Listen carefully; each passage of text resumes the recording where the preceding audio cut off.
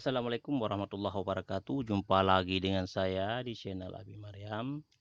Hari ini kita akan coba bongkar-bongkar stek sambung akar pada tanaman mangga. Jadi pada video yang lalu kita sudah menjelaskan kenapa teknik ini dilakukan. Teknik ini dibuat ya, karena mangga merupakan tanaman yang agak susah di stek, walaupun sudah ada beberapa orang yang berhasil. Tapi ya, dibanding dengan tanaman-tanaman lain agak susah, ada sukar ya, di stek ya. Maka dimodifikasi, dibuat teknik terbaru dengan disambung akar atau jadi pada prinsipnya ini sebenarnya adalah sambung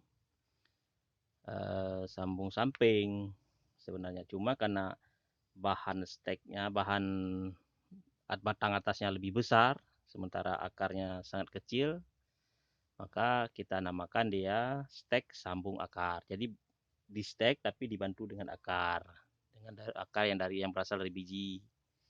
Jadi pada prinsipnya ini sebenarnya adalah sambung samping, nah, cuma batang atasnya lebih besar, sudah tua. Jadi dengan harapan dengan menggunakan batang atas dari dahan yang sudah besar itu akan cepat berbuah, sama nanti seperti cangkok ya, cepat berbuah. Jadi dia tidak butuh lagi proses penuaan pada dahan atau pada batang. Jadi dia langsung ketika dia sudah jadi tanaman yang baru, tanaman yang sehat, dia akan langsung cepat mengeluarkan buah. Tapi saya melakukan ini berdasarkan pemikiran, berdasarkan ide sendiri.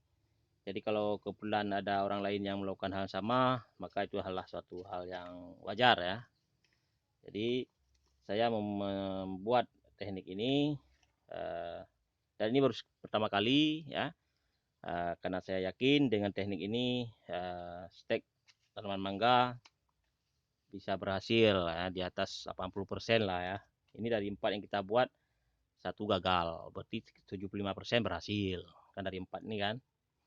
Nah ini belum bisa kita katakan berhasil, tapi sudah berhasil mengeluarkan tunas ya.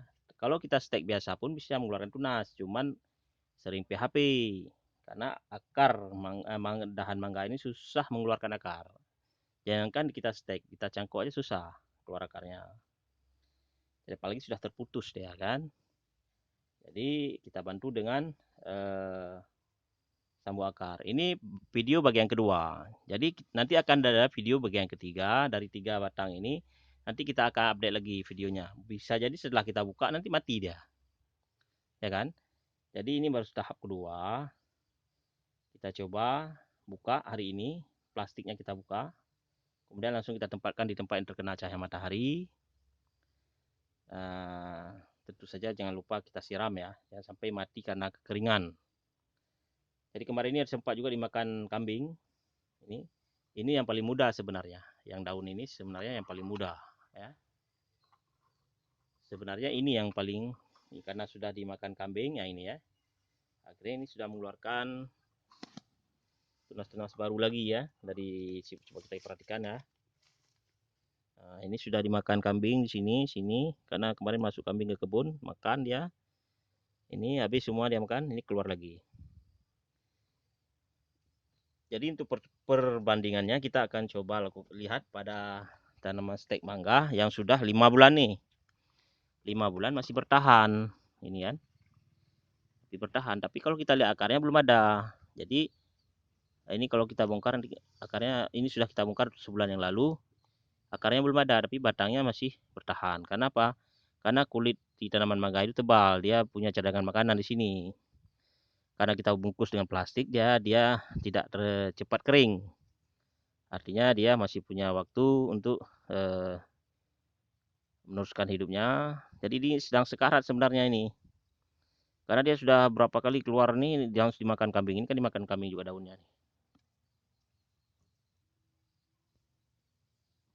Jadi kok banyak kali dimakan kambing ceritanya kan. Nah, jadi kalau di tempat saya ini yang melihara kambing itu bandel-bandel. Jadi melihara kambing dilepas. Oh ini ada akar nih, akar apa ini? Coba lagi kita bongkar ya. Oh bukan akar mangga rupanya. Ya kan, ya kan, ya kan. Nah ini dia PHP dia nih. Nah, ini akarnya nggak ada, tapi ini tumbuh, dia masih tumbuh karena berasal dari cadangan makanan yang ada di kulitnya. Jadi oke, kita tusukkan lagi. Kita lihat sampai berapa bulan ya bisa bertahan ya, bisa bertahan hidup dengan modal nutrisi dari kulitnya ya. Nah kalau yang sini kayaknya sudah dead nih dia ya, sudah apa nih, hitam nih. Nah, karena mulut kambing itu cukup berbahaya ya. Nah ini ya, nah ini dia. Padahal ini sudah berakar kawan-kawan, malah yang ini sudah berakar kawan-kawan ya. Ya sayang sekali. Nah inilah makanya orang-orang yang pelihara kambing, inilah hasil perbuatan Anda. Ini padahal sudah kita stek ya. Alhamdulillah sudah tumbuh, sudah sehat, sudah ada pula akar-akarnya ya kan. Ternyata tewas juga ya karena ada gangguan. Jadi ini jangan mematahkan semangat teman-teman ya, harus kita ulang lagi sampai berhasil ya, sampai kita menemukan penyebabnya ataupun cara-caranya, bagaimana cara melakukan stek yang benar pada tanaman mangga ya. Jangan berhenti mencoba ya, dan terus memperhatikan apa yang dilakukan oleh teman-teman yang lain akan menjadi pelajaran buat kita bersama ya. Jadi demikian. Oke, kita kembali ke pembahasan yang tadi.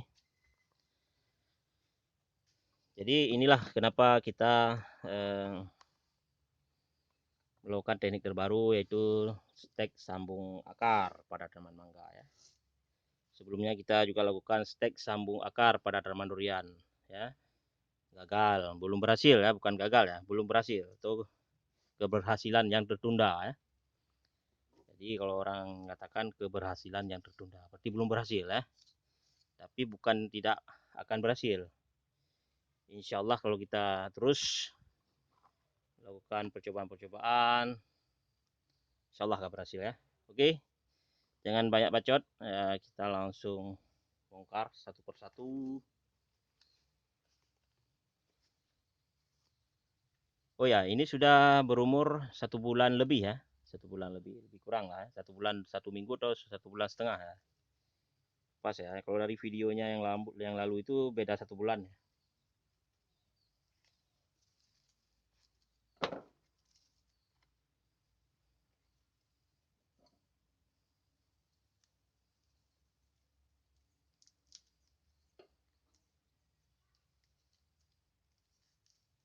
Jadi alat-alat yang digunakan untuk melakukan penyambungan tanaman itu terserah Anda, bisa silet, bisa pisau khusus ya, bisa menggunakan juga pisau-pisau tradisional ya, seperti yang saya lakukan ini menggunakan rencong ya.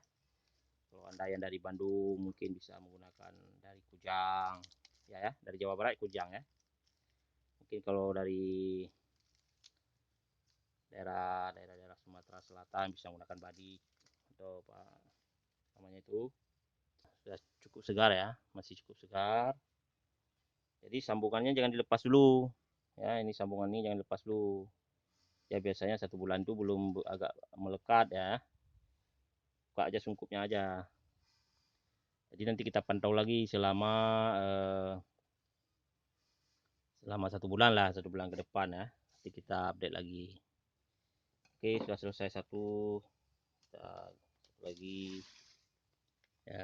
Ini yang mantap nih ya, masih ada daunnya ya. Jadi dengan melihat alat-alat yang kita gunakan, tidak perlu ditanyakan lagi dari mana ya.